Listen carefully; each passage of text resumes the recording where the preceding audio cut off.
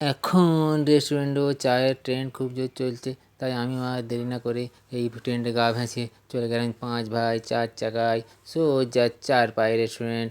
Hello guys, আসসালামু আলাইকুম। It's me আবেদ আলী মল্লিক।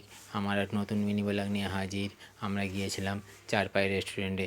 আজকে ছিল একটি শ্বশুরবাড়ি প্রোগ্রাম জড়বে দিয়ে, সেই উদ্দেশ্যে আমি গিয়েছিলাম শ্বশুরবাড়ি। কিন্তু ওখান থেকে রাত্রে হঠাৎ প্রোগ্রাম হলো, কোথাও যাওয়া হবে, তাই আমরা সোজা চলে গেলাম 4 পায়ে রেস্টুরেন্ট, ডানকুনি। এটা ডানকুনিতে অবস্থিত। ওইটা চলে এলো খাবারের অর্ডার দিতে। আমরা তো অলরেডি অনেক কিছু খেয়েছিলাম, তাই পেট খুব চাপ, তাই বেশি কিছু এখানে অর্ডার করিনি। এখানে অর্ডার করেছি স্যান্ডউইচ ও ভেজ পকোড়া।